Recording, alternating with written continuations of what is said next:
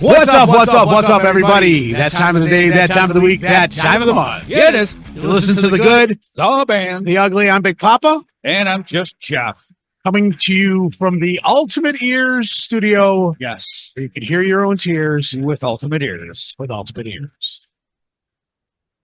That's our homemade It tagline. is. They haven't yelled at me yet. I think they like it. They did. Good. They sent me a very nice package.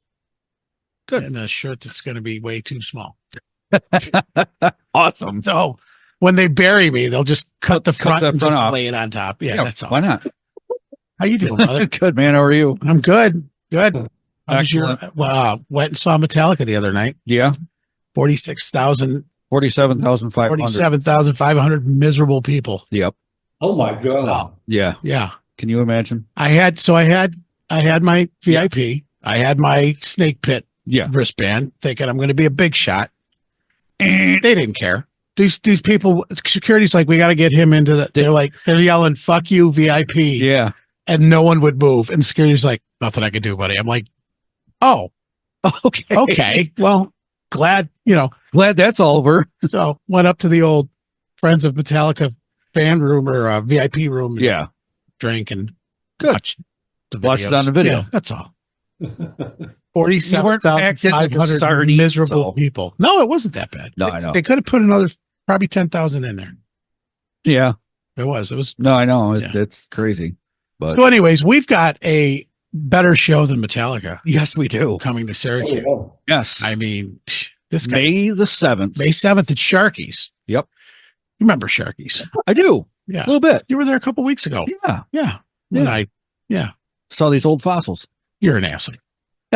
Yeah. So we played there a couple weeks ago. Anyways, so Graham Bonnet Yeah. is just a legend. Dude. He's got stories, Yeah. and since he's been gone, see what I did there? I do. He's booing from I heard booing from the green room. Yeah. Yep. Let's bring in Graham right now. Yes. See if he can click that video button. Look at that. there you go. Oh, Yeah, did you see that? Did you see that magic hand I did go too. in front of the? Yep. It was like, Can you see me okay? Bethany, you could have been on the show. You're more than welcome to be I sitting. talk a lot and I'll take Yeah, over. I mean, yeah. Can you see me properly? I can see you. Yeah, Yeah. Oh, okay. I can see both of you. I can see you and your mirrored image. yes. And the dog, right? No. No, I dog. can't see the dog. No. All right. Okay. Here I am. And there you Well, are. ladies and gentlemen, Graham Bonnet. Yes. I mean, Michael Schenker Group. Yeah. Rainbow. Yeah. So much stuff. So much stuff. Yeah. Iconic songs and vocals, and just we're so happy to have you on.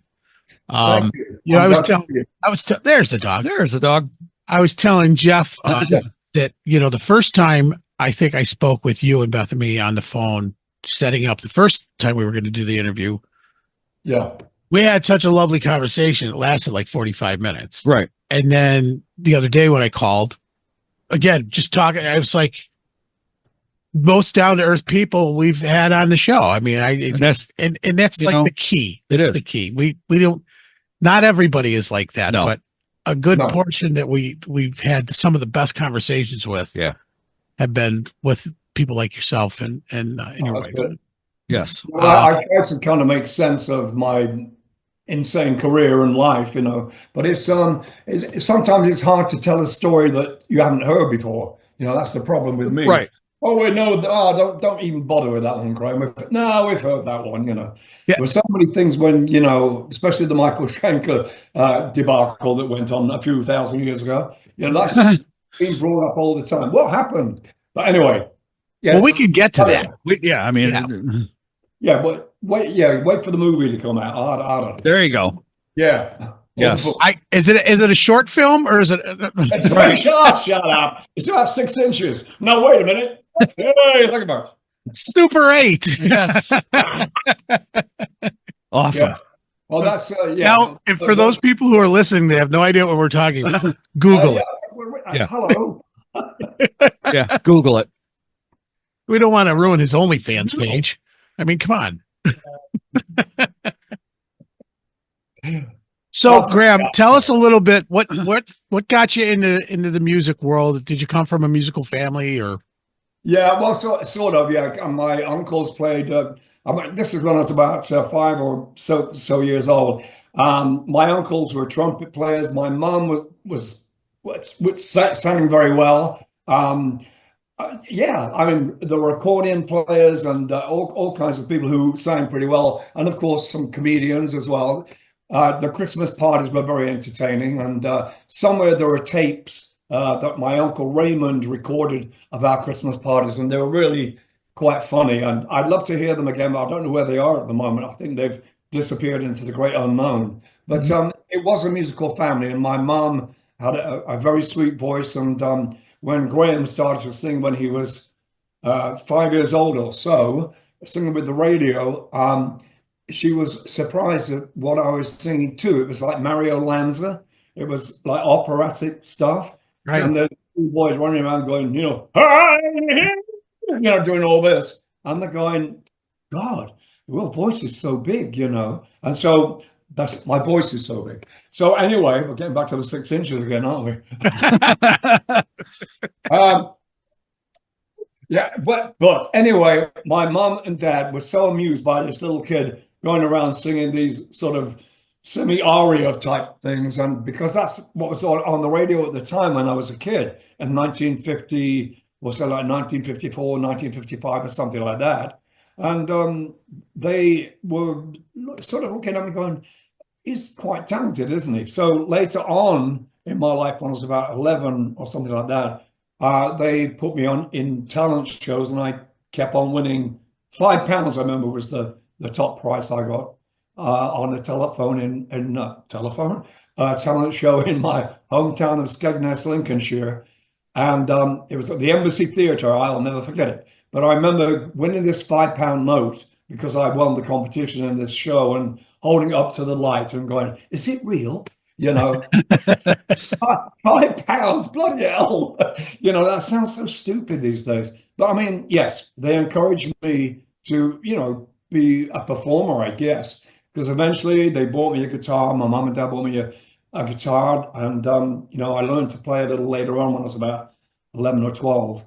And it's I sort of built my sort of career up from then, doing shows in my hometown and playing like the working men's clubs and things like that when I could get in. I was too young actually to do some of the places because you had to be 15 to go into a club where they sell alcohol, Sometimes they'd turn me down, and I was very disappointed. But as I got older, obviously I could go to the working men's clubs and things like that. So yeah, I mean, I've been doing this for a long, long time, and I still haven't got it right, You're always learning. I find that recently I realized that I wasn't using my breathing properly on stage, and so I'm very conscious now over the past couple of years, very conscious of where I should breathe. What I did actually was listen to some of the recordings I've done over the years,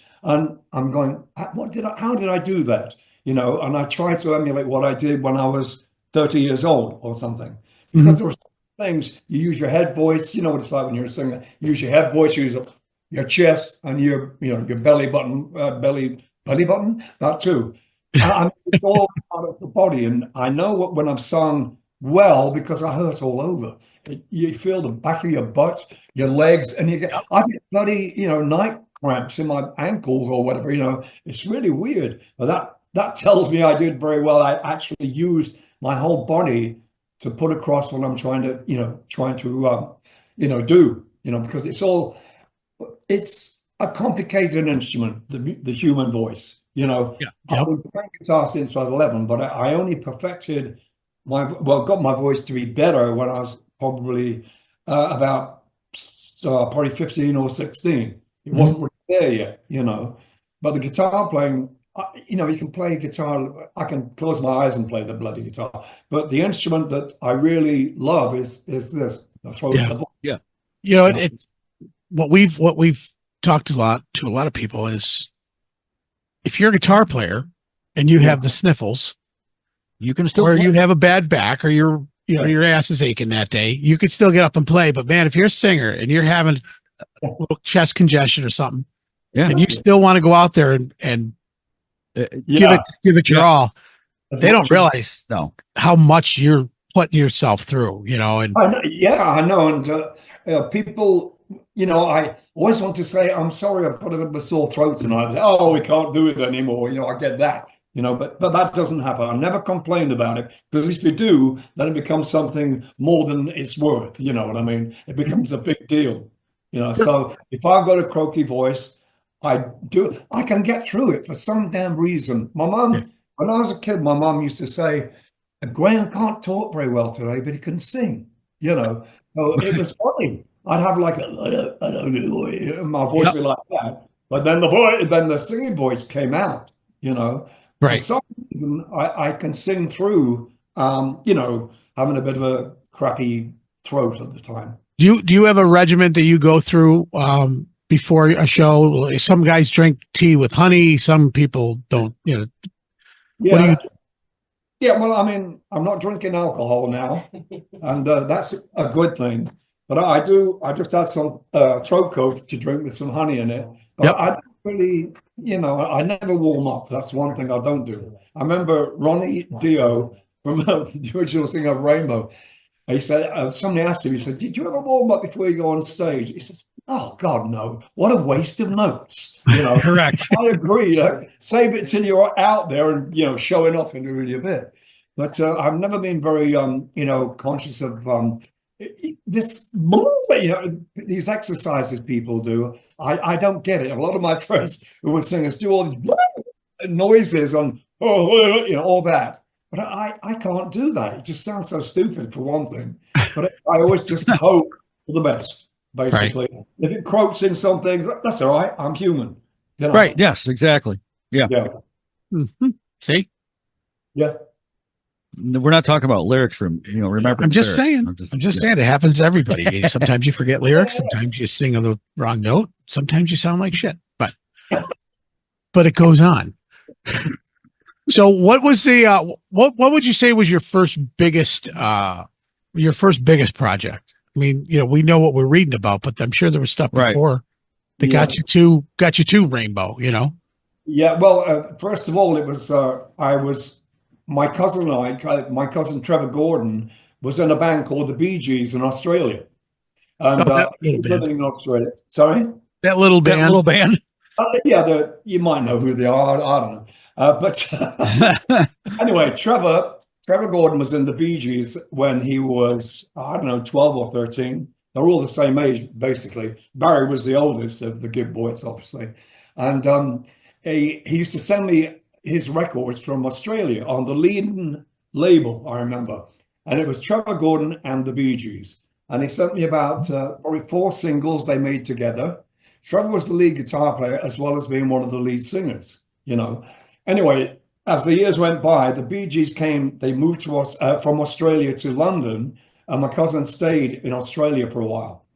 Anyway, so one day we decided, my cousin and I, we should put a band together. And we went to play in a club when we were about 17 or 18, maybe about 17, I suppose, maybe 18. And we went to play in a club in London called the Revolution Club. And we did our set, and suddenly this guy comes up to Trevor, my cousin, and says, "Hey, Trevor, I think Barry, Robin, and Morris would love to speak to you." And Trevor goes, "Oh God, it's Ozzie Byrne, I think his name was, something like that." And he was the old manager of the Bee Gees in Australia. But now the Bee Gees were in England, and their management was Robert Stigwood organization. Anyway, he gave the number to my cousin Trevor. And Trevor, of course, called up Barry. It was Barry's number. And Barry invited over to the house. So Trevor went out, the next day to see Barry. And he was told by the boy, by the family, "We'd like to start recording with you again, Trevor." And Trevor says, "Well, my cousin Graham sings as well, And so in a couple of days, I went over to Barry's place, and we're all sitting there like singing Beach Boys and Beatles and Stevie Wonder songs, a bit of everything. And Robert Stigwood was there at that day, and he came into the room and said to Barry, do you have a song for these boys, Barry?" He said, No, but I can write one, So Right. very song, and we went into the studio and blah blah. I'll cut it short. We eventually did a song called "Only One Woman" in 1968. This was, and we recorded the thing, and it went into the top five uh, of the top 20 in England and parts of Europe, but never anything of ours was released here. We were called the Marbles, which is a terrible name, but it was like Marbles. yeah, the Marbles, not the Marvels, but the Yeah. Marbles. No. Yeah. Harry's idea. I mean, I looked at Trevor and sort of went, "Ooh, I don't know about that name." But anyway, the record itself did very well, and that's really where our career started. And other things happened later on because of the Marbles. We Right. had two records that were hit records in the top 20 in England. The second up was a thing called "The Walls Fell Down," and that's when me and Trevor split up and decided to go our own in our own directions. But but Trevor and I recorded stuff that was never heard by anybody, and just later on things changed, and I'll tell you why. Please. Well, yeah, I said, please. I tell you now. Oh, Sure. yes. Yeah. Oh, well, what happened was I had a phone call much later. This is like 1970 something, and I got a call from Roy Wood and Jeff Lynne, and they said to me on the phone, he said, "Hi, Graham. I know you don't know me, but we love the Marbles. They like what I do with my cousin, the vocals and all that." And they said, "What are you doing now?" I said, "Well, not very much. I do sessions here and there, and that's kind of it. And so they said, "Well, would you like to come over to meet me and Jeff Lynne?" Yeah. And I said, "I'd love to." He said, "Well, we're putting a project together. We've got two bands, Wizard and ELO, two bands we want to make into separate entities." Mhm. And so I went over to Philips Studios near Hyde Park, and I was sort of like, "Well, what do you want from me?" Yeah, okay. And we're going to play you something. Tell me what you think of this. And it was all the tracks from the very first ELO album, but with no vocals or anything. And I'm hitting this stuff and going, Jesus Christ. I mean, it was all like orchestral and incredible. I'd never heard anything like that. I thought, this is damn good. And they said, "Well, would you like to start working with us and sing with us?" I said, "Well, I don't know. I'm not quite sure." I thought, "Gee, this is a big opportunity for me." But at the same time, I've been used to working on my own, not with a band as such. Right. So what happened was I went back home and spoke to my girlfriend about it. And she said, "Oh, I don't want you going on the road. No, there'll be all girls after you and all this, blah, blah, blah, blah, blah." I said, "Well, I was nervous about it anyway, because I didn't think I could do something like that." And so I had to call them up and say, "I'm sorry, I have to turn it down. Something's happened. Another project came along or something." I made it a really bad excuse. And to this very day, I kick myself for not freaking doing it. Yeah.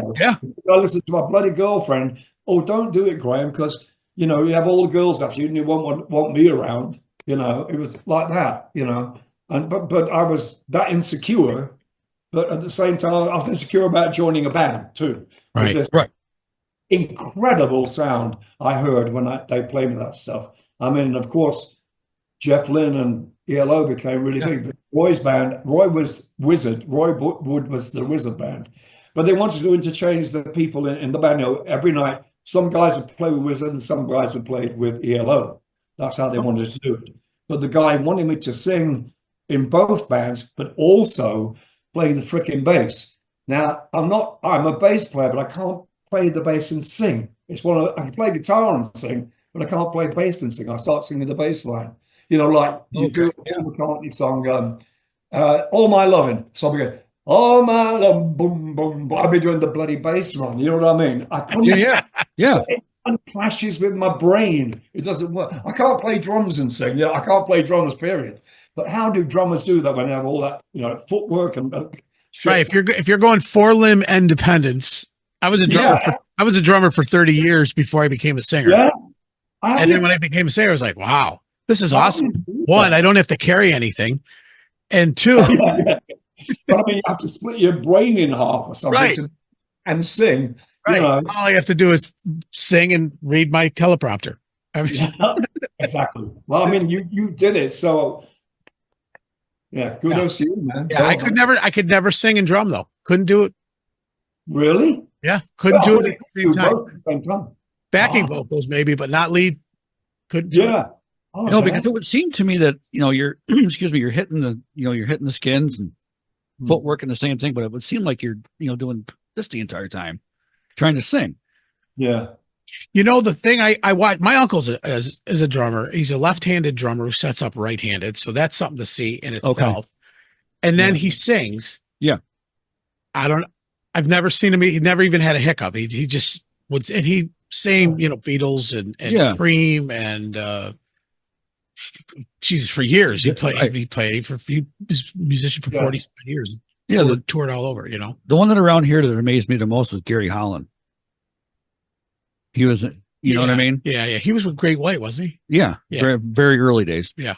Yep. Oh, So, yeah, I just can't do it. It amazes me. So that was another reason I turned it down because I did sessions, playing bass and doing like acoustic guitar, rhythm guitar things for other people's tracks, Yeah.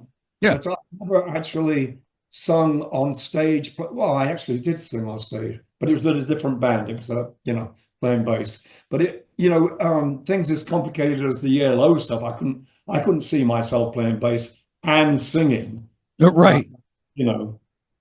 Whatever. So that's my career with ELO. Thank you very much.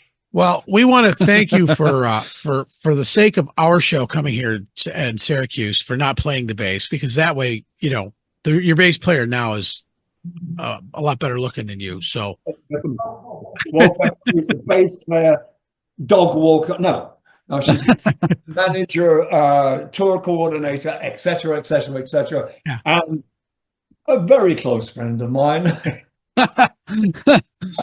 We love each other terribly, and we're just always boosting each other's egos. She's my best critic, I can tell you, because if I sing a crappy gig or something, she'll just say like, that wasn't very good, was it? Yeah, right.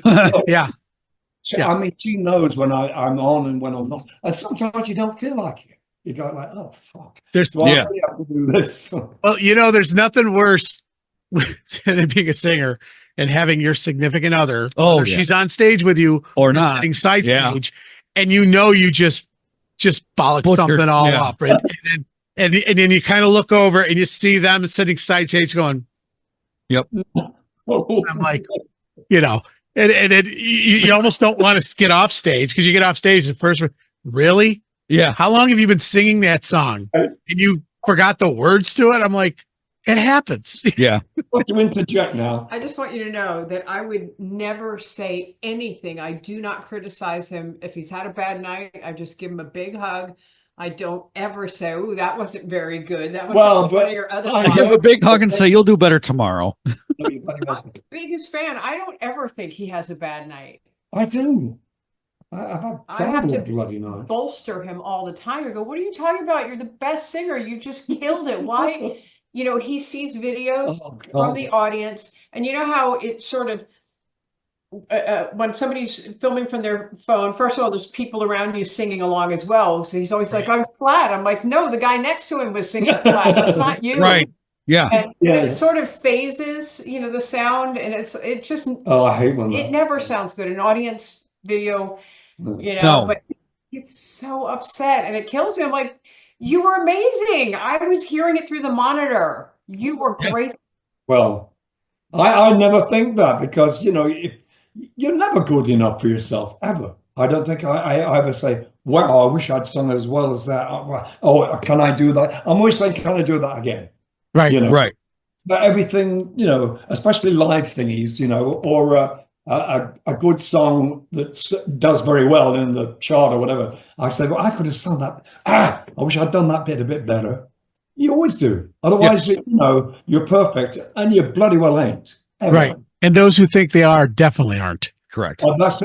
You got that. You know, I've seen those guys in fucking Hollywood, those bands, so-called bands, who are supposed to be musicians, and you know what they are. I'm gonna get up when you start slagging. I'm not slagging anybody. But you know what I'm saying. It's basically the way you look, not the way you sound. Right. Yeah, they're very pretty for themselves. Yes, they are. Yes, I know. Yes. Well, you know, I'm anti, you know, that rock thing. But I used to have long hair when I was, in my 20s. I was like a hippie type.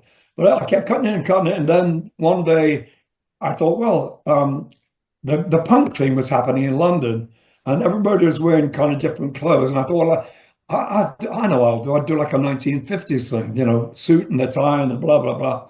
And the comb back hair, which I still have. Not much, but a bit of it. And, at the time, it seemed right. And I never really got rid of that image, so to speak, because it's not really what you look like. It's what comes out of your body. Yeah. It's vocal, you know, and it was a problem when I was in Rainbow, as you probably know. Richie was anti-short hair, you know. Yes, I was going to ask you about that actually, because I watched there was a documentary with him in it. Yeah. And that was one of the stories that got brought up, was that he was severely pissed off when you walked in the room and you had your hair all cut off. Yeah, but you know that story isn't true. You know what happened? Me and Bethany went to, in Florida, our tour manager lives there, Colin Hart. He wrote a book as well, Colin did. And, you know, Ingve, I'm calling bloody Richie Ingve now.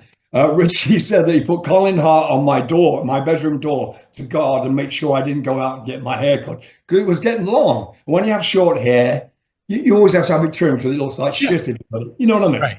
Yep. If you have short hair, you have short hair. And if it starts to grow a little bit, it doesn't look good, you know, and it's untidy. You don't want to keep combing it all the fucking time.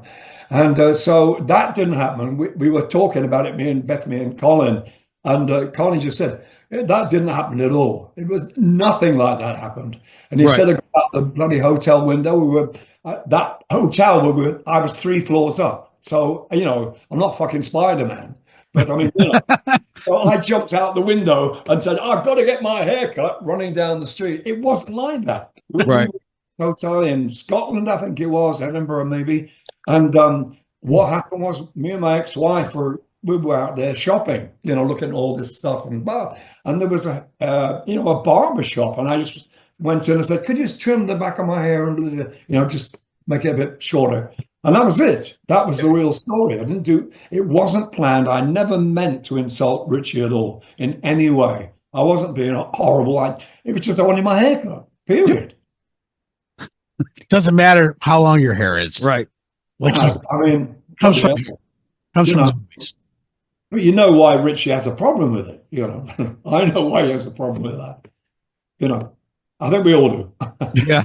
How many rock people wear hats now instead of Yeah, exactly. Exactly. Yeah, you got that one. To my right. Quite follically challenged. I mean, you've got to do. I mean, I've gone grey now. That's the way I am. I'm not going to dye my hair dark. What the fuck? What's the point? You know, my hair's falling out too, like everybody else who's old. But you know. I'll say this, Graham. Under these lights for the podcast, it looks like I'm I don't know, like I just got done doing chemo or something. I know. I mean, it looks like there's 1 or 2 strands. I swear to God, there's more hair there. Yeah. That's why. But he's right.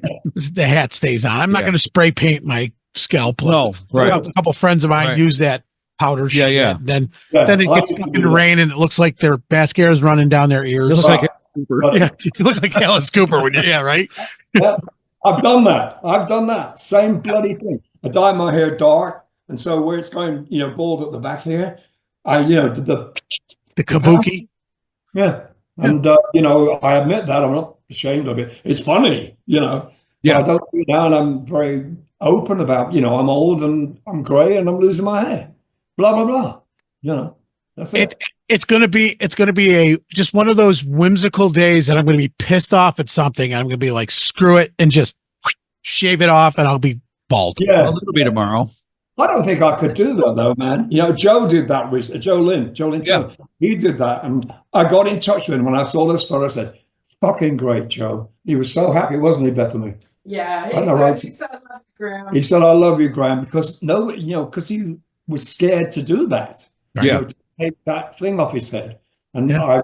I was so happy for him because he was being so brave. Because you know, your hair is like your crowning glory, etc., etc. Right. Yeah. Right. You're in a rock band. Yeah. Well, he's got alopecia. Yeah, but Joe Right. has alopecia. Right. Yeah. He lost his hair when he was a little kid. 3 years old. He was three years old. And but Yeah. do that and still be Mr. Yeah. Rock and Roll. I'm proud of him. You know, he's a great singer and he's a really honest He's a guy. lovely guy. I like him so much. He's lovely. He really is a great friend. You know, Yeah. He we'll be played doing some your- gigs with him as well later this year. He played the same place you're playing at Sharky's. Yeah. I'm gonna say probably 5 years ago, maybe, Yeah, Yeah. but it was downstairs. Ugh. Yeah, I know. Yeah. No. So you Oh. can imagine. Yeah. you're right. No, you guys. What happened? A bit of an embarrassing moment there. No. It was a great show. Yeah, Yeah. he is good. I mean, we've done a couple of shows with him, haven't we, Bethany? Yeah. Yeah. we're all such good friends. It's great. It's no ego shit. Yeah. And for him to do that, I was so proud of him. And yeah, he wrote me a long fucking message back. You know, he was just Sure. he was blown away Yeah. because nobody else did it. It was just me. Nobody said, "Oh, you look great, Lou." Well, I Whatever. don't know about that. Yeah. Well, maybe later they did. Yes. Yeah. Well, let's put it this way. As I mentioned in the very, very first couple words out of my mouth, you guys have been just so down to earth and so cool. I'm so upset that when I was out at NAMM, that was going through the whole fires and all that stuff. We tried to get together and Yeah. and it was getting close to you guys. I mean, It was about 2 miles away. We could see the flames and all that. yeah. A couple of miles from here, from Studio City, and the wind changed. And it went the other way, so to speak. Yeah. Prepare Well, the back. Yeah, we were ready to go. Well, packed up a little bit of stuff we thought would be, useful or valuable.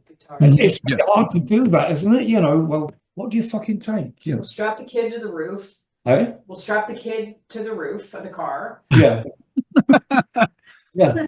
I remember when I lived in Calabasas, there was we had fires just about every year, and I remember the fire got really close. This is years ago, and I had a dog, a Hungarian sheepdog, which is called a Commodore. They have that long kind of Bob Marley hair, goes down.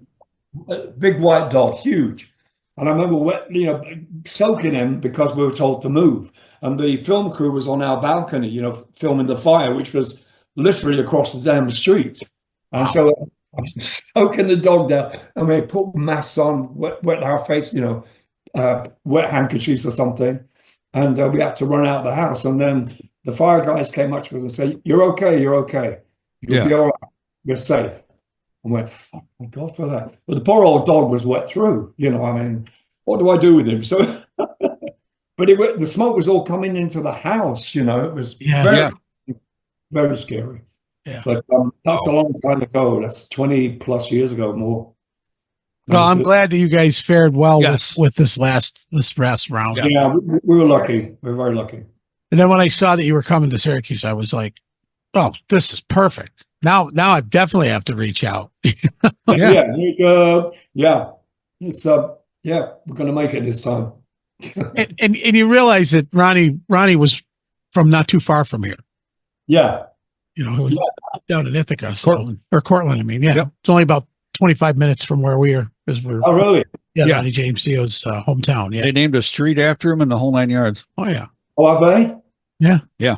Right. Well, I invited Claude Chanel to that show, so maybe we'll have a run. Oh. Well, there you go. So you've been touring with, I know that you were touring with Marco Mendoza for a while, and then Marco's got his other little gig going on now. Not little, but Yeah. Yeah, he's doing that thing with Steve and Joe. yeah. Guitar Which player. is- Patrioni, Steve Vai, yeah. He's God been bless him. been coming along with us too.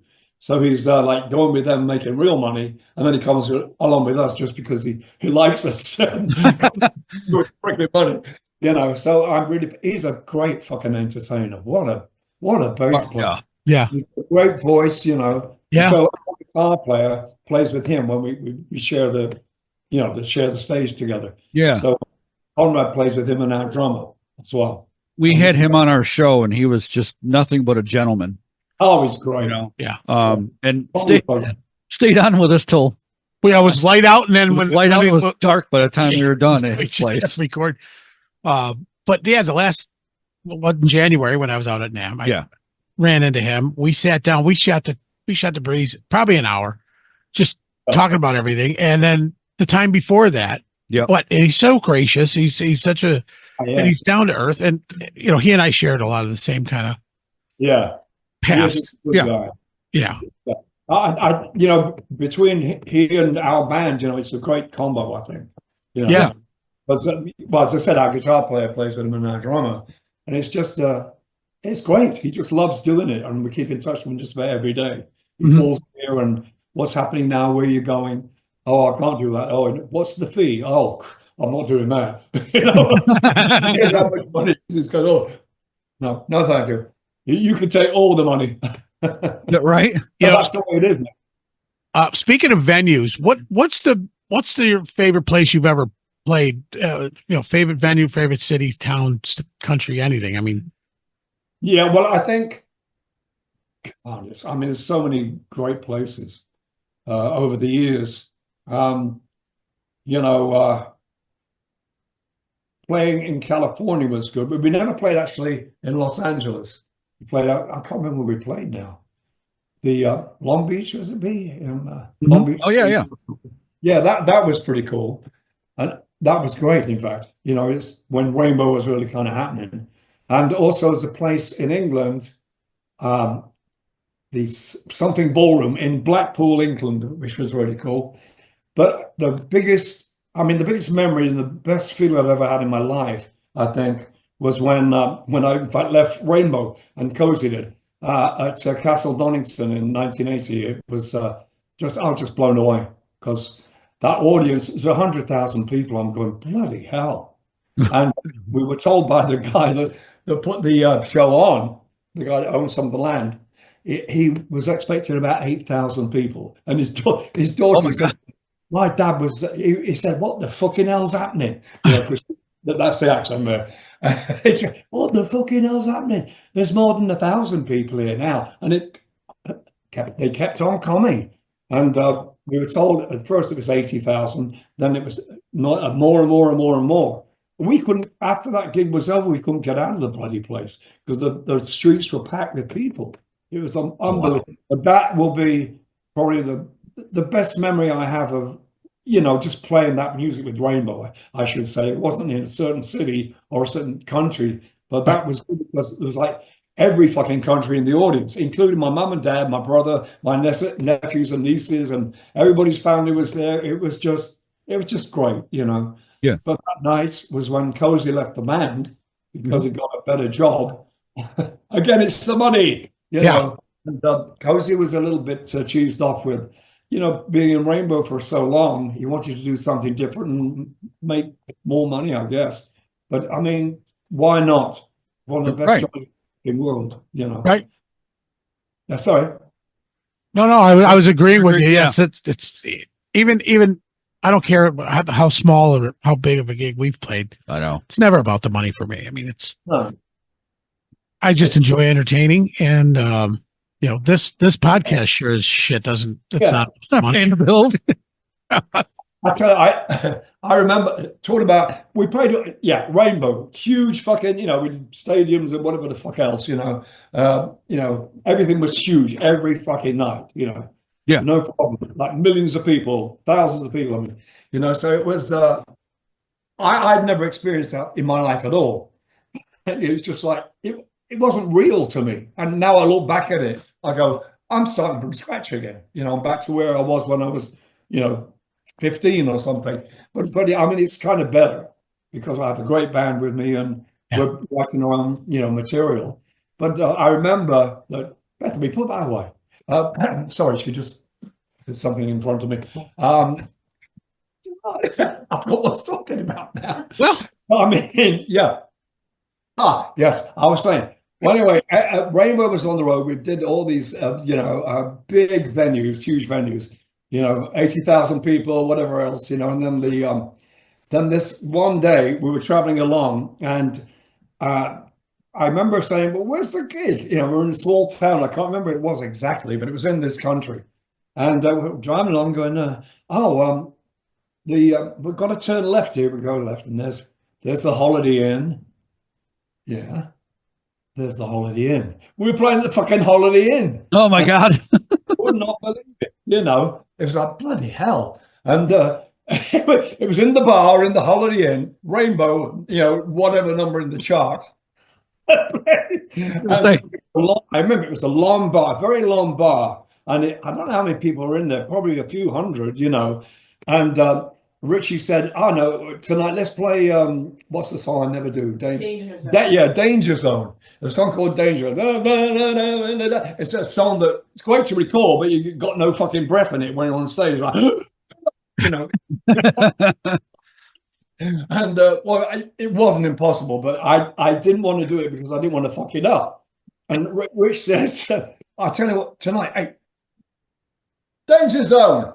And all the band was ready. They were all set to play this fucking song that was like a marathon for me to sing. It was like, oh, bloody hell. Can I come back next week and do the first verse? It was like that. It was like, oh, I could never do this live. And the bloody thing, he started it up and I got, the adrenaline kicked in, and everybody was like, we all remembered it. That's one thing, because we never played it, Right. That wasn't bad, was it? And it was really good, and I was surprised at that, especially being in a little place like the Holiday Inn Bar in wherever it was. But it was like one of the best nights we had. Because Can you imagine you're touring stadiums? Yeah, you're touring, and all of a sudden you roll into a Holiday Inn. Yeah. And we weren't threatened by the audience, if you know what I mean. Right. It was all. It was great because we were so relaxed and sort of thought, well, all right, whatever, let's play fucking that song you never sing. And we never played live ever. I can see it now though. Like somebody owed somebody something to get you guys to look. There's the Holiday Inn. Yeah, is that where we're staying? No. We're That's staying where you're playing. We're staying at the Marriott, but right, you're playing at the Holiday Inn. Right. It was great. I can't tell you, it was just so fucking good. Anyway, that's awesome. That's a spinal tap moment. Kind of is. Yeah. Then we have the Stonehenge. And, yeah, that's right. This week at Happy Valley Campgrounds, Rainbow. It was great. But I mean, you really sort of go down to earth. It was a very down to earth gig, because there were all these people in this pub basically, and they wanted to see a good show. So we did it. We thought, fuck it, let's just go for it. Right.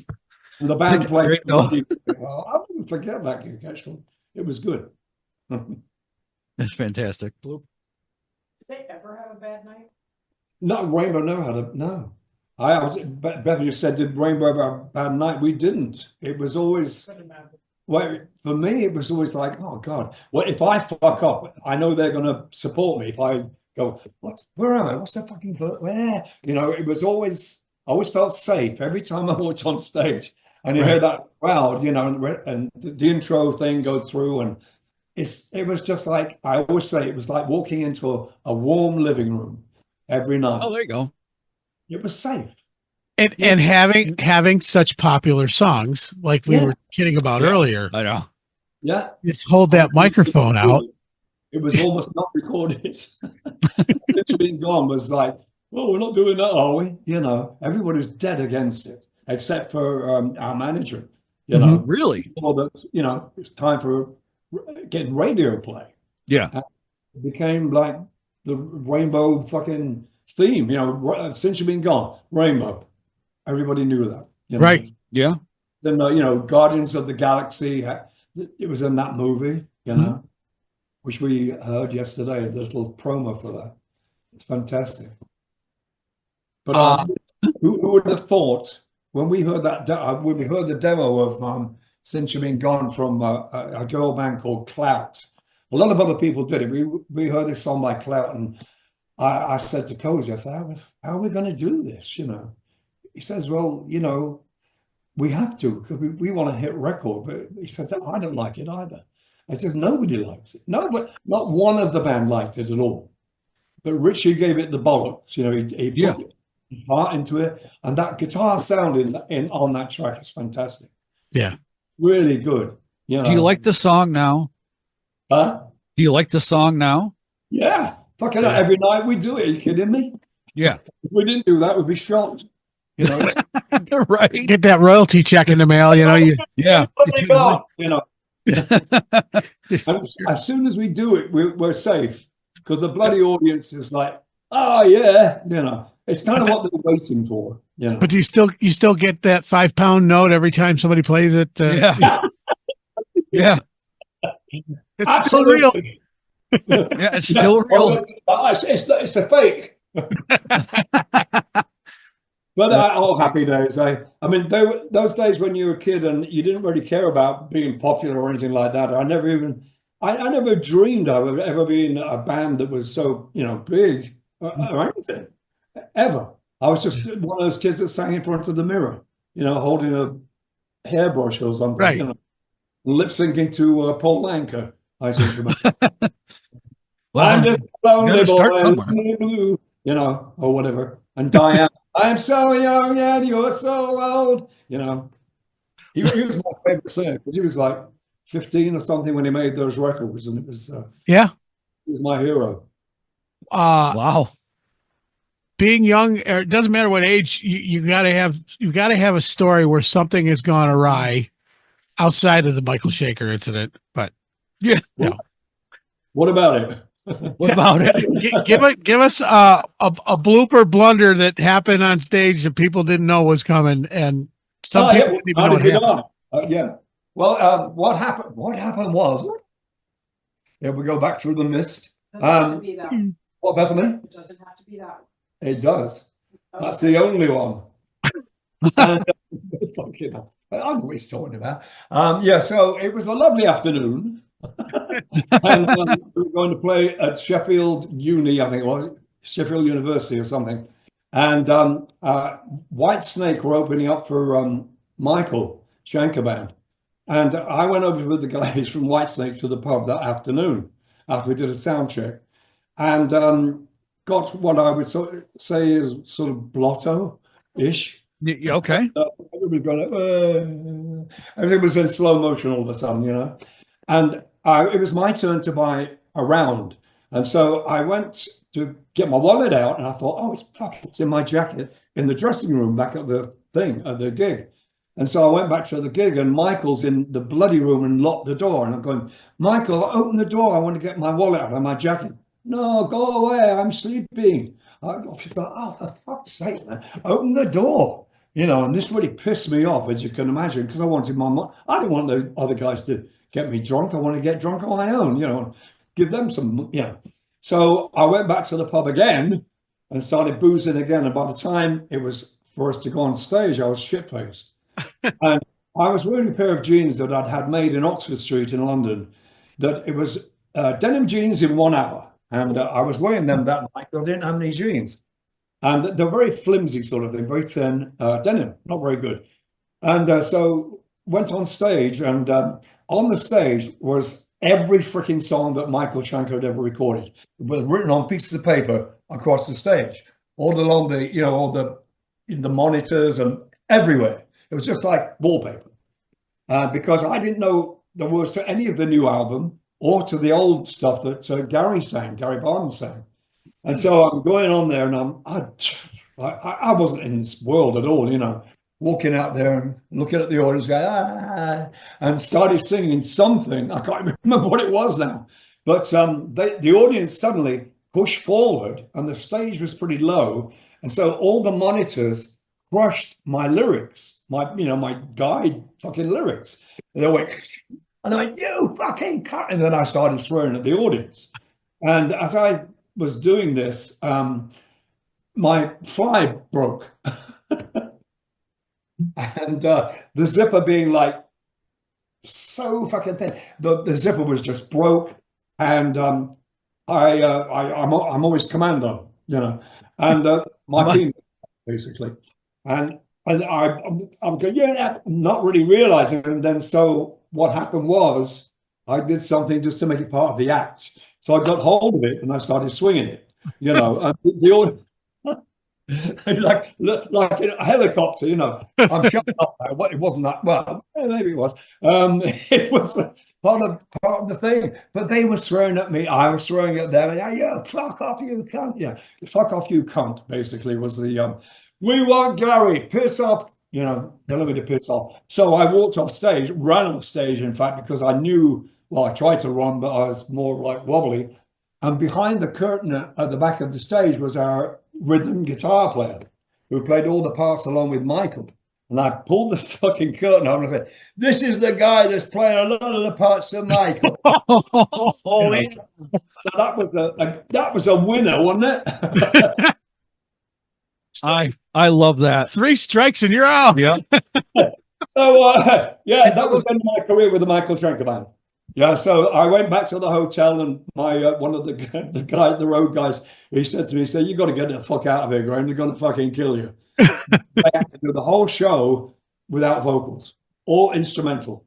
So I got in the train next morning and got back to London, and my manager was there to meet me. He said, "I heard what happened, Graham." I said, "Yeah, well, I'm okay now. I know I can do it." We had a big show coming up, a festival. And I said, I'll be okay for that. I'm okay now. You know, I know I got drunk, but I was with the White Slate guys. It was just one of those days. We were all going, hey, it's fun, you know. And he said, you can't, Graham. They fired you. So that was that. You know, Gary Barden had to come in and do some of his old songs along with a couple of my new songs that I'd made up with Michael on the Assault Attack album. Right. But it was... yeah, that's gone down in history as being not a very good time for me. Well, you got my respect. Yeah, no kidding. Because normally the guys behind the curtain, they hide the. No. Nobody says, "Hey." Right.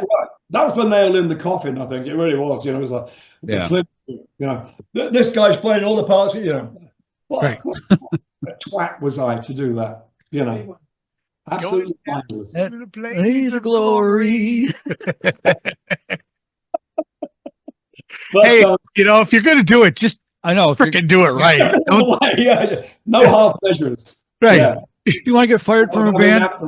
Take lessons, kids. Yeah. That's how you do it. Anything in life. Right. If you don't like your job anymore, go out huge. Yeah. Don't just whimper out. Just punch your boss in the face and leave. And just walk out. And proverbially. Whatever. I think nowadays, just put your feet up on his desk and light up a joint and go. Now, by the way, this is my last day. It's legal now. I mean, still, and with the politics of it, you get yelled at if you fire Yeah. somebody for doing something like that. No. When you're not being a musician, what's one of your favorite things to do? Well, it used to be well, lots of different things actually. But mainly cycling was my thing, was my sport. And I've had terrible arthritis in my shoulders, severe arthritis. My bones are cracking and shit. And in my left leg, I've had my right knee done. So my bones are going like this. I want to get my bike cleaned up because I haven't ridden for 5 years or so. And I want to get it cleaned up and have a go, see if I can still ride. That was my day was usually going out to ride for almost like 2 hours, a lot of miles around here. And wherever I was living, I used to do like 30 something miles a day, 32 miles a day it was. Okay. Every day without fail. I would go out in the rain even, and I miss it terribly. And it's because of my body doing what it's doing.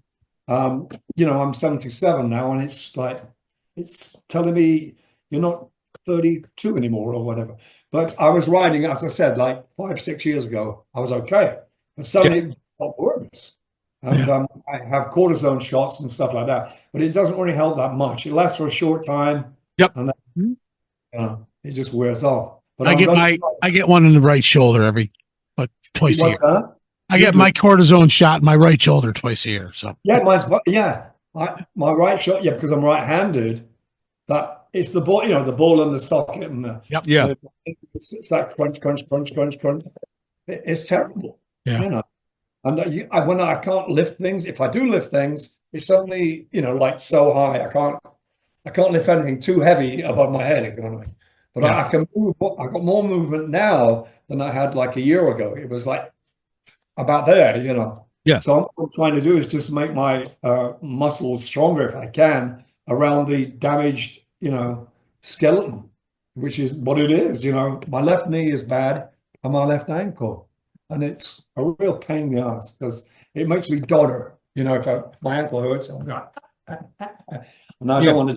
And now I'm practicing to walk more upright and straight. right. I feel like I'm Aussie. You know what I mean. I don't know like Aussie. But it makes me feel like that. Poor, I mean, bless his heart. Yeah, I know. Believe me. Yeah. As I am, Yeah. But he's still doing his bit, which is great. Mm-hmm. Maybe you need to just get a motorcycle. Yeah. Hey? Just buy a motorcycle. You could still be out there winning your thing. It's my sport. I've been riding for years. I had a bike made in Australia when I lived there for a couple of years. And then I had this. I had two bikes. This last one cost me $4,000. The one before was $2,000.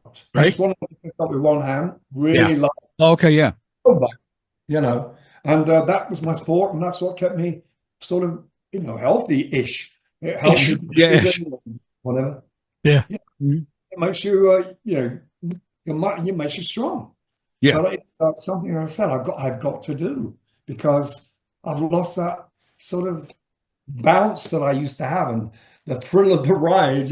It's when you get out there and you start riding, I see things around me, and it sparks music in my brain. Yeah. I get an idea from seeing something. Do you did you ever bring the bike with you on the road if you were touring, or? No, I didn't know. No.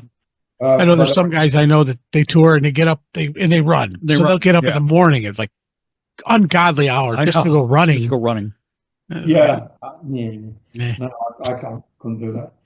But I do run in the morning. What? No, the continental breakfast usually. Whatever hotel's got. I'm down there by 6:30. Because you want the freshest stuff. I want the most powdery eggs that they come up with. The powdered eggs and the and if you want powdered eggs and bacon. Yeah. Oh, bacon. Yeah. Get some nice bacon. Yeah. Bacon. Yeah. I did the best. Oh God. It's no longer bacon, it's now faking. It's fake. Yeah. Oh, yeah. Well, they serve that at the Holiday Inn when you play gigs there. Yeah. Just ask them. Rainbow at the Holiday Inn tonight. Another thing, when we played that thing, there was a chalkboard outside, and it's somebody written on it, a rainbow tonight, and the price of the ticket. It was like, fucking hell. Not by the Piggly Wiggly this week in the frozen food section. Bird's Eye welcomes Rainbow. For our new pea and carrot medley, yeah. That's absolutely true, though. I'm not kidding. I've forgotten about that. That's one of the greatest stories that I think we've heard. Oh yeah, yeah. There's nothing worse than playing in those long bars. Yeah. Sound always sucks. No, I'm like not behind bars, long bars. Oh yeah, no, that's true. So you got so many dates coming up. You're going to be here in Syracuse in May. May 7th. Yeah. Is it a big? How many? It's not just a weekend thing. You're going at it. So you're going hard. 3 shows a week, 4 shows a week. Yeah. It's something like that. Yeah. And we like to have a day off if we can, but sometimes you don't get a day off. When you're on the road, well, it's like when you're on the road. It's like, oh, you've been all around the world, haven't you? Sort of. Yes, I've seen the hotel, I've seen the gig, but I haven't seen the world. People, how lucky you are to go to all these exotic places. Oh yeah, right. Oh, exotic was the Holiday Inn. Yeah, the bloody gig. Yeah, most days. Yeah. being in the business world, that my other life, Yeah. you know, the thing that pays the bills. Right. I've been all over the place. I've been in cities, Right. so many times I didn't even know how many times I've been to Chicago or Detroit. Yeah. I don't see anything. I fly in, I do the meetings. Yeah. I jump in the cab, I'm at the airport, I'm gone. It's like, when you were there, nothing. Nothing. I was exhausted. I went in my hotel room, I fell asleep, and then I got on the plane the next morning. So, you know. But Bethany's trying to get it, so we have a couple of days off here and there while we're doing this, because she doesn't want to be stuck in the fucking hotel room with nothing to do or whatever. I mean, you go to a city and actually see the city or something, you know. So we're trying to plan. Well, we have at least a couple of days off here and there to just relax and do fuck all. You know, right. Be tourists, if you will. And I know she loves to be a tourist. She's American. What can I say? I lived in a country that's like thousands of years old. I've seen it all. You know what I mean? Right. Graham, have you been to Syracuse before? Yeah, I think so. Yeah, years ago. Right. 13. No, a long time ago with the band, with Rainbow. Well, okay. Like every freaking city and every village. Yeah, they played the War Memorial here. Was it? Yeah. I couldn't remember. Can't remember who they came with. No. I don't know. Wasn't Ingve. What are you talking about? I said it wasn't with Ingve. What? I said when you were here in Syracuse, it wasn't with Ingve. Oh no, it won't. No, this will be with Rainbow, I should think. Yeah. They did. Rainbow played every fucking way. It was a long tour, you know. Yeah. Yeah. Right. Well, don't worry. Nothing's changed since the last time you were here. That's right. You can do touristy things. Well, I probably won't recognize the place then. Well, I said to Bethany when you guys were in town, I said, well, let me know. I'll point you in the right direction. We can grab a bite to eat or something. She said, no, he doesn't eat before a show. So, no, you know. I can't. No, I can't, because I made a mistake of doing that once and I threw up in my mouth as I was singing. And it you know, I can't drink coffee either because that's acidic. Yeah. Yeah. So my doctor said that don't drink more than 2 coffees a day, you know, if you have to. Drink one. I drink one a day. Yeah, it's a good idea. But it's always a wake up thing, you know, with me, because I don't wake up. It takes me ages to wake up in the morning. Right. But in the daytime, you know, throat coat or just tea, you know. Yep. You know. I like the throat coat. It's no caffeine. It's organic, and it gives you that little bit of licoricey kind of. Yeah, it does. It's very numbing. licorice. Yeah. That's my go-to. If it helps, I don't know. It's all in your mind. If it helps, I don't know. It's not proper. Yeah, right. It's not proper tea though. It's a placebo. Right. A placebo. Well, Graham, I got to tell you, I'm so thrilled that you're coming here. We're going to actually get to meet face to face. And who knows? I'm still working. You may have a pretty cool opening band. I'll know that. Folks are coming over there, and I know Bethany is, aren't you? Woo! Yeah, let's see. There it is. I told you. Say bye-bye to him. Oh, Bethany. Bethany. The Beth of you. We decided. Yeah, well, you are. Oh, well, maybe I just from the pants down. I got to do all that. I got to swing my. I'm actually so shy. I'm super, super shy. Yeah, I can tell. It shows. So for people who don't realize, Yes. Bethany is also Graham's bass player. Yes. She'll be here at the show. So for folks from local that are going to be here at any of the other shows, make sure She'll be jazzed up on coffee. Look at her go. jazz up on coffee, and she'll be all rock and rolled out. So make sure you say hi and get her autograph. So Well, look like somebody's mother. Oh, wait, I am. You are somebody's mother. I'm somebody's granddad. How about that? well, Yeah. I've just found a long lost son. You look really flushed right now. I am a hot one. Oh my God, I'm sorry, I'm going to get the thermometer. We've had I'll be tomorrow. COVID. We've had COVID. But you We're just It's this room. No, it's not It the room. is. I'm in the room. I with look you. in that mirror. I look, bloody hell, I can't. That's why he's flush. Bethany, it's all because you're in the room Yes. with him. That's why. That's why he is the way he is. He's all flushed. I'm not flushed at all. Honestly, it's this Don't you room. think he looks flushed a bit? No. No, No. it's the lighting. It washes us out a bit. Again, it's only because you're sitting there touching him now.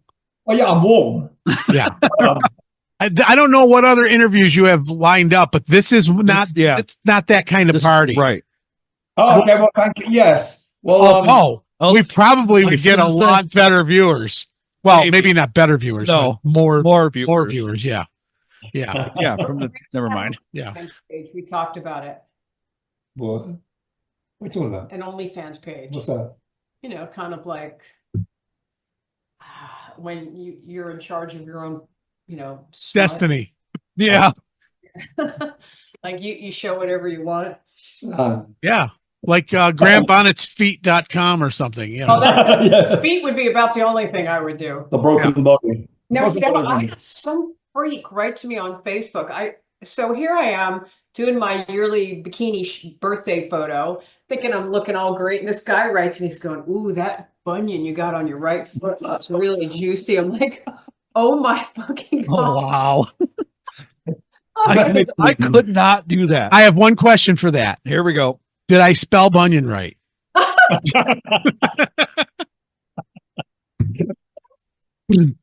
Oh my God. You mean And the wheels on the bus keep falling off. That's right. And you wonder why we only have, yeah. My mother's not listening anymore. Right. She just hung up. oh God. Well, I don't even know how to compete with that one. I know. That's it.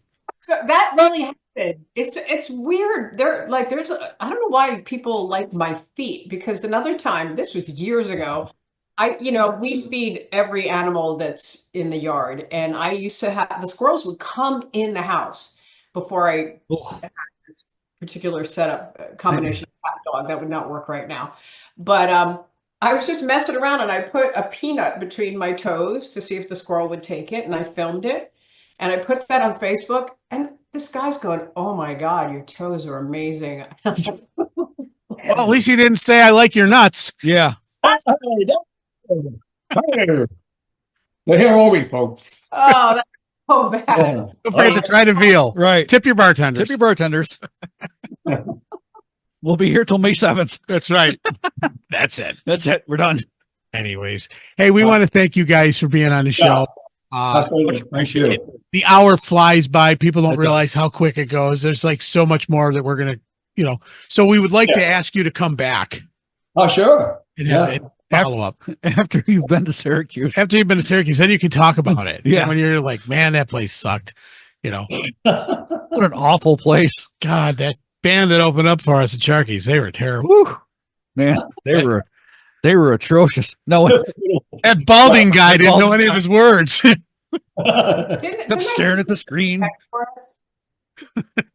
What? Mike, didn't you say you wanted to tech for us? Oh, Tech? Tech. What? Huh? What Roadie? kind of tech? Roadie. Roadie? Yeah, I'll go on tour with it. Yeah. Okay. Oh, there you go. I only get paid. I'll send you my my offer letter. He'll send you his rider. Right. Yeah. Yeah. He isn't too high. Bunion photos once a week, please. Or I'm not doing it. No, that this is over. Onions and onions. All right, then. If you need anything when you get here, I already told you guys this. So if you need anything, Okay. there you go. Please let us know. Hey, there's your tech right there. Yeah. Come here. Come on. Don't knock my coffee over. All right. Where is it? You bitch. It's a girl. I can say that.